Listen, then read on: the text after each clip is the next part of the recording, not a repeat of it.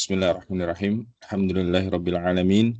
Wassalatu wassalamu ala nabiyyina Muhammad wa ala alihi wa sahbihi wa man sara ala nahjihi ila yaumil qiyamah. Amma ba'd.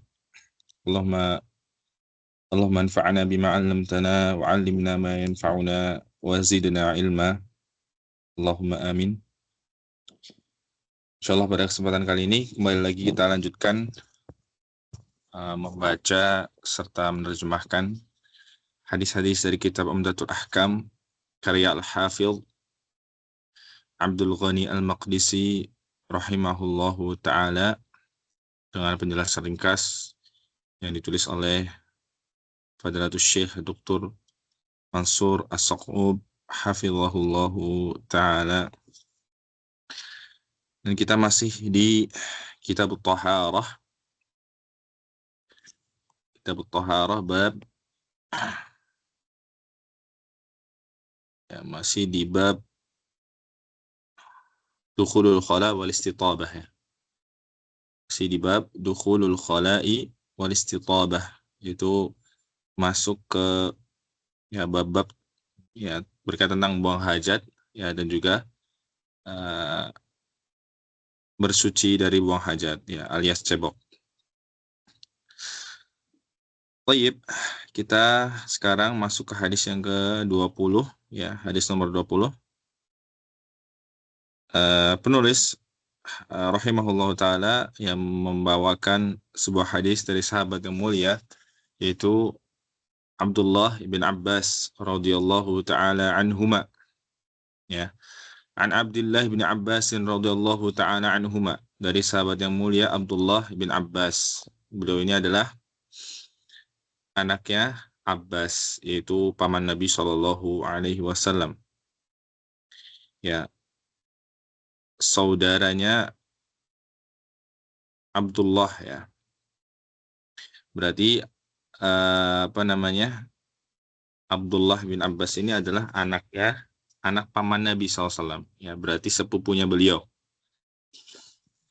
Dan beliau ini adalah salah seorang sahabat yang memiliki banyak keutamaan di antaranya yang terkenal adalah beliau merupakan ahli tafsir Al-Qur'an dan termasuk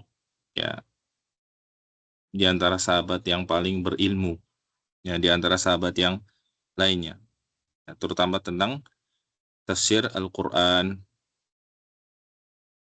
dan juga pemahaman beliau terhadap agama Meskipun beliau hanya bersamai Nabi beberapa tahun saja karena beliau ini berusia muda. Berusia muda ketika Nabi hidup, beliau masih sangat-sangat belia Bahkan diriwayatkan ketika Nabi meninggal usia beliau masih 13 tahun atau 10 tahun Radhiyallahu ta'ala anhuma. Beliau berkata, qala marra Nabi sallallahu alaihi wasallam, beliau mengisahkan, Abdullah bin Abbas mengisahkan bahwa pada suatu hari marra Nabi sallallahu alaihi wasallam biqabrain. Pada suatu hari Nabi sallallahu alaihi wasallam melewati dua kuburan. Faqala, kemudian beliau bersabda. Jadi ini beliau sedang jalan bersama para sahabatnya. Kemudian mereka, Nabi SAW dan para sahabat ini berjumpa atau melewati dua buah kuburan. Kemudian Nabi SAW bersabda, innahuma la yu'adzabani. Sesungguhnya keduanya benar-benar sedang diazab, disiksa. Keduanya di sini innahuma, sesungguhnya keduanya, maksudnya adalah yang dimaksud adalah penghuni kuburnya Kedua penghuni kubur itu atau kedua penghuni kubur ini sedang diazab, kata Nabi sallallahu alaihi wasallam. Wa ma yu'adzabani fi kabirin. Apa alasannya? Kenapa mereka bisa diazab? Kata Nabi sallallahu alaihi wasallam dan tidaklah mereka berdua diazab dengan sebab perkara yang besar. Maksudnya adalah, kata para ulama Ya, fi kabirin tarkuhu au tajannubuhu, itu mereka tidak diazab dengan ya sebab dosa yang atau perkara yang susah untuk atau berat untuk ditinggalkan atau dijauhi. Ya, perkara yang sepele, yang mudah untuk dijauhi, mudah untuk ditinggalkan, ya, tapi mereka ya melakukannya sehingga mereka diazab. Ya. Bukan maksudnya di sini adalah bukan dosa besar seperti itu ya. Ya. Bahkan kedua dosa ini adalah dosa yang besar, ya, termasuk dosa besar karena dengan dua dosa ini ya seorang atau penghuni kubur di sini bisa disiksa. Maka ini dosa besar ya. Maksudnya fi kabirin di sini ya, yaitu fi kabirin tarkuhu au tajannubuhu. Jadi ya bukan perkara yang besar, bukan perkara yang sulit untuk dihindari atau dijauhi. Kemudian apa kata Nabi Shallallahu Alaihi Wasallam? Amma ahaduhuma, ya yang pertama, salah seorang di antara mereka, fakana la yastatiru minal baul. Ya, orang yang pertama ini dia semasa hidupnya ya dia tidak berhati-hati saat kencing. Nah, ini dosa yang pertama, tidak berhati-hati saat kencing. Maksudnya adalah ya kata para ulama, yang pertama kemungkinannya bisa jadi tidak cebok setelah kencing ya, atau cebok tapi tidak sempurna.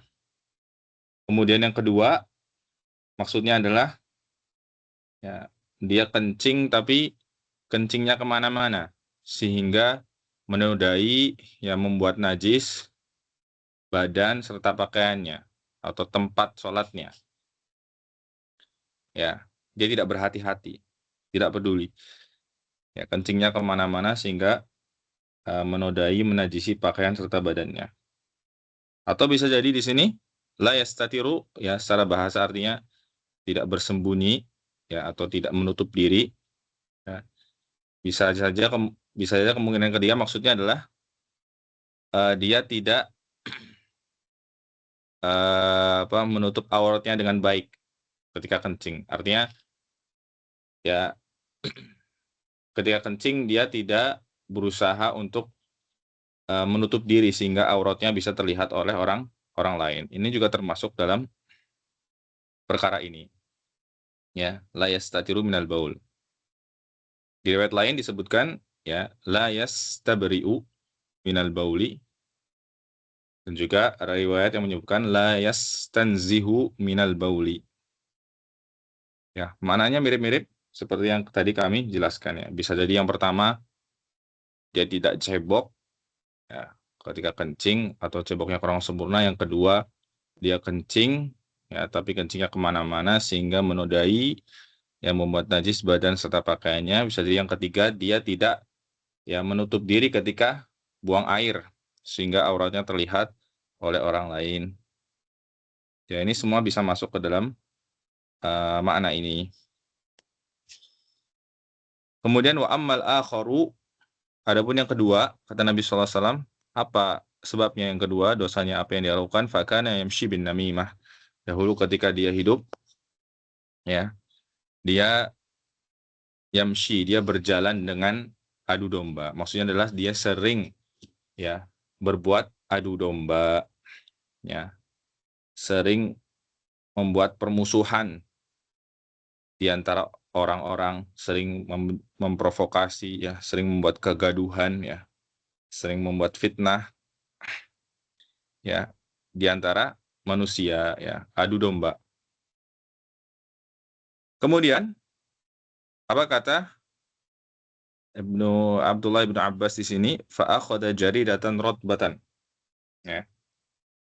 Maka kemudian Nabi SAW meminta untuk diambilkan jaridah. Jaridah di sini adalah ya kata para ulama maknanya adalah sa'afun nakhli ya. Sa'afun nakhli yaitu bisa diterjemahkan pelepah ya atau daun kurma. Ya, pelepah atau daun kurma rotbah yang kering. Yang basah ya. Di pelepah kurma yang basah, demi diambilkan, kemudian diambilkan oleh salah satu sahabat. Kemudian fasyaqqaha nisfain. Kemudian beliau membagi daun atau pelepah tersebut menjadi dua. Ya, jadi bukan dipotong tapi dibagi, dibelah menjadi dua. Kemudian fagharaza dalam riwayat yang lain fagharaza memakai huruf sin ya, fi kulli qabrin wahidatan. Kemudian beliau menancapkan ya pelepah tersebut pada setiap kubur satu ya. Jadi tancapkan pelepah tersebut di dua kubur tadi ya, masing-masing satu. Kemudian faqalu, maka para sahabat penasaran ya, kenapa Nabi SAW melakukan hal demikian ya. Ya, ini juga merupakan ya bentuk semangatnya para sahabat ya dalam perkara agama, perkara yang berkaitan dengan Nabi SAW ya, tindakan Nabi SAW ya, ketetapan Nabi, keputusan Nabi ya, kegiatan Nabi ya. Ini bukti semangat mereka ya untuk kenapa mereka ingin cari tahu, mereka ingin dapat ilmu. Pasti ada alasannya Nabi melakukan hal tersebut. Maka mereka bertanya kepada Nabi, ya Rasulullah, wahai Rasulullah, lima fa'alta hadza, kenapa ya engkau melakukan hal demikian?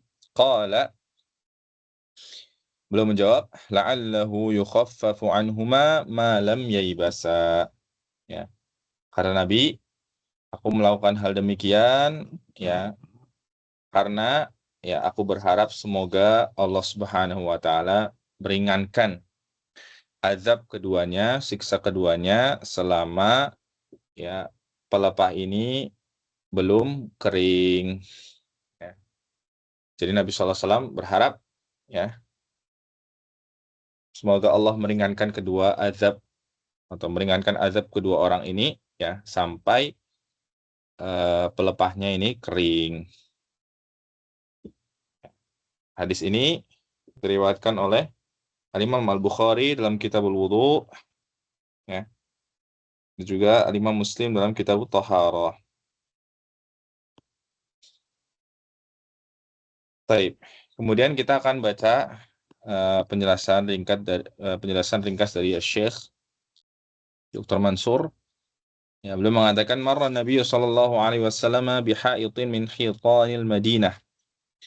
Pada suatu hari Nabi dan para sahabatnya melewati sebuah tembok atau dinding ya di antara dinding-dinding Madinah atau Makkah. Fasami'a sawta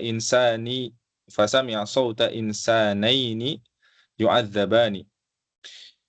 Maka setelah itu Nabi SAW mendengar suara dua orang ya yang sedang diazab, yang sedang disiksa. Fadzakara lahum sallallahu alaihi wasallam sabab adabi hadainir rajulaini. Maka Nabi SAW menjelaskan kepada para sahabatnya yang ada pada saat itu ya tentang kenapa ya dua orang ini diazab ya, menjelaskan tentang sebab diazabnya kedua orang ini ya, dan kedua orang ini adalah muslim ya. Ini yang dikuatkan oleh para ulama bahwasanya dua orang yang diazab ini bukan orang kafir tapi orang muslim ya. Waqad afadal haditsu, di antara faedah hadis ini kata beliau isbata adzabil qabri ya.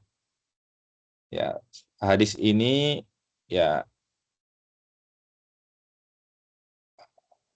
hadis ini adalah dalil ya. Dalil bahwasanya azab kubur itu adalah sabit ya, tetap ya. Hadis ini adalah dalil tetapnya azab kubur ya, bahwa azab kubur itu hak, betul-betul ada ya.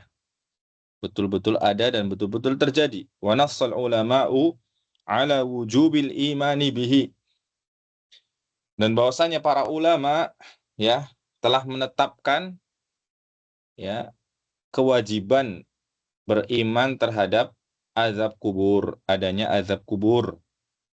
Wa huwa minal imani bil yaumil akhiri, dan beriman terhadap azab kubur ini ya, beriman terhadap azab kubur ya, merupakan bagian iman kepada hari akhir ya, yaitu merupakan rukun iman yang ke-5 ya. Kemudian wa afada kadzalik,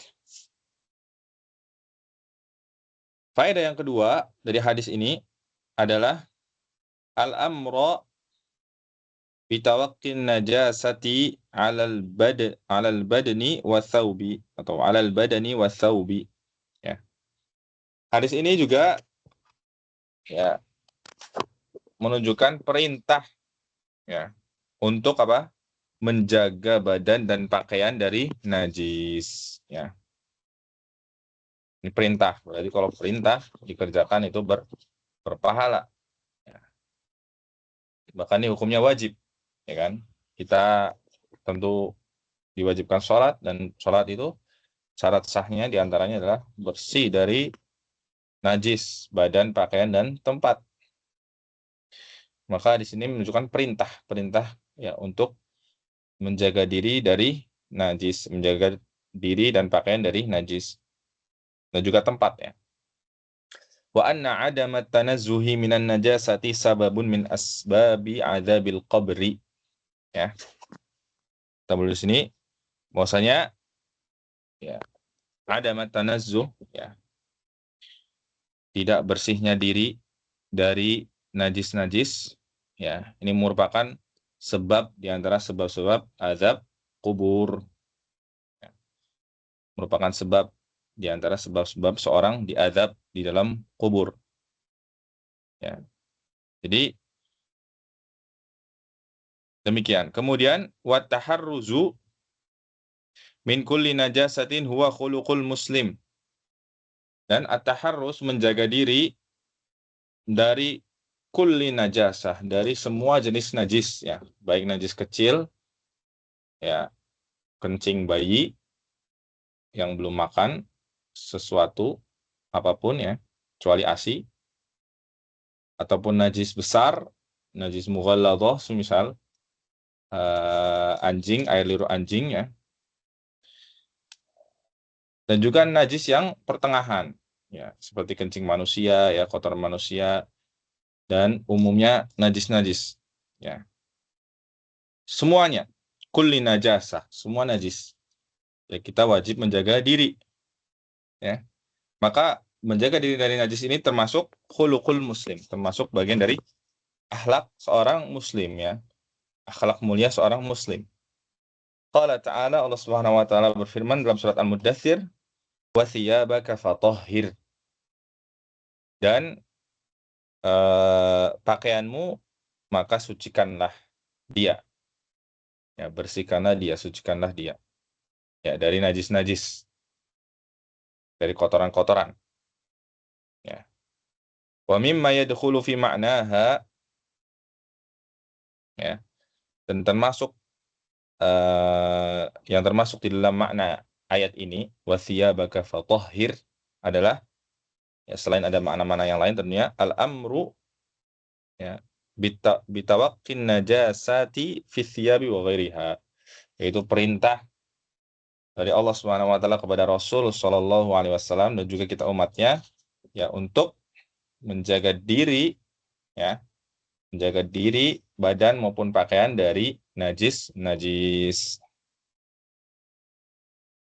ya. Kemudian wa afada kadzalika, kata beliau hafizahullah taala, faedah selanjutnya, faedah yang ketiga berarti hadis ini mengandung ya tahriman namimah ya, menunjukkan ya, pengharaman adu domba, bahwasanya adu domba itu hukumnya haram, dosa.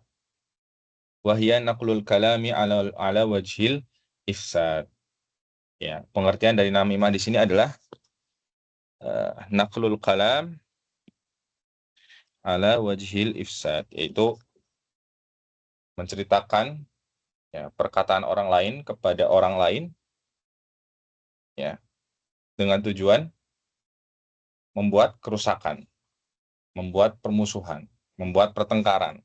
Ya, ini namimah. Ya. Jadi misal ada seorang A berkata A, B, C, D tentang orang B misalnya. Kemudian kita ceritakan perkataan tersebut kepada orang B, ya, ala wajhil ifsad, dengan tujuan ya untuk membuat permusuhan antara A dan B. Ya, kita katakan kepada B misal, itu si A, dia bilang kamu begini begini begini begini, ya, sehingga membuat si B ini sakit hati terhadap si A dan membenci si A. Ya. Nah, ini merupakan an-namimah, adu domba, ya. Jadi bukan hanya sekedar memindahkan perkataan saja atau menceritakan perkataan orang lain, tapi ada qaid di sini, yaitu ala wajhil ifsad, ya, ala wajhil ifsad, dengan tujuan ya membuat permusuhan dan juga kebencian. Wahya sababun li'adzabil qabr. Dan namimah ini, ya, adu domba, merupakan sebab seorang itu diazab di kuburnya. Wasababun lil khusumati bainan nasi fid dunya. Ya, kalau di akhirat, ya, atau di alam barzakh dia diazab, maka di dunia, ya, dengan namimah ini menjadi sebab apa? Al-khusumah, yaitu permusuhan dan pertengkaran di antara manusia.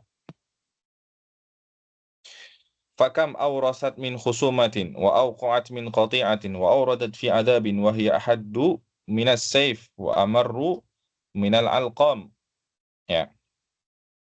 Ini perkataan Syekh, ya, yang cukup tegas bahwasanya namimah ini, ya, betapa banyak, betapa besar dampak namimah ini, ya. Betapa banyak namimah atau adu domba yang menyebabkan permusuhan, pertengkaran, ya, kebencian. Kemudian dan juga menyebabkan terputusnya tali silaturahim, terputusnya tali persaudaraan. Dan juga dengan adu domba ini, ya, bisa mendatangkan azab, ya, siksaan di kubur dan juga di akhirat. Dan kata beliau di sini, an-namimah, adu domba ini ahaddu minas saif, lebih tajam daripada pedang. Wa amarru minal alqam, dan lebih pahit rasanya daripada buah alqam, ya, buah yang rasanya sangat pahit, ya. Kemudian apa kata beliau di sini? Wa ya'dhumu jurmuha bi'adhami athariha fil ifsad. Faman afsada baina fi'ataini dhanbuhu a'dhamu mimma law afsada baina rajulaini. Kata beliau, dan besarnya kejahatan atau dosa namimah ini, adu domba ini, ya, ya, bergantung, ya, seberapa besar dampaknya, ya, dampak kerusakannya pada masyarakat. Semakin besar cakupannya, pengaruhnya, ya, dampak buruknya, maka dosanya pun semakin besar. Ya, semakin besar cakupan, ya, kerusakan dari namimah ini, ya, semakin luas, semakin banyak orang terdampak, maka dosanya semakin besar. Apa kata beliau? Maka barang siapa yang membuat permusuhan, membuat kebencian antara dua golongan, ya, maka dzanbuhu a'dzam, ya, dosanya lebih besar daripada dia membuat permusuhan, ya, membuat pertengkaran antara dua orang, ya. Waqad tsabata fi shahihi anna Nabiy sallallahu alaihi wasallam qala, dan telah tetap, ya, pada hadis yang sahih bahwasanya Nabi sallallahu alaihi wasallam pernah bersabda, la yadkhulul jannata nammamun, tidak akan masuk surga nammam. Siapa itu nammam? Yaitu orang yang suka berbuat adu domba. Orang yang suka memprovokasi orang yang suka membuat permusuhan di antara manusia. Ya. Nah, ini merupakan dalil juga bahwasanya namimah itu adalah termasuk di antara dosa-dosa besar. Ya, termasuk juga tidak berhati-hati saat kencing tadi. Ini juga kata para ulama termasuk dosa yang besar ya. Karena ada ancaman azab dan siksa di situ. Ya, maka kita harus berhati-hati. Ya. Dan sampai perkara-perkara ini yang sejatinya ini mudah untuk dihindari, ya tidak sulit untuk dihindari, dijauhi, ya, tapi kita malah terjerumus ke dalamnya. Maka beliau menutup, falyahdharil muslimu minha, ya, liyaslama lahu qalbuhu wa yaslama lahu dinuhu. Ya. Maka hendaklah seorang muslim itu berhati-hati darinya, dari perbuatan adu domba ini, ya supaya hatinya selamat, ya, dan juga agamanya selamat, sehingga dia bisa memberikan kedamaian serta ketertiban, ya, penyambung persaudaraan di dunia, dan juga dia selamat, ya, dari siksaan adab di akhirat. Ya. Wallahu taala alam bishawab. Demikian yang bisa kita baca serta terjemahkan pada kesempatan kali ini. Hadis ke-20. Ya. Semoga yang sedikit ini bermanfaat.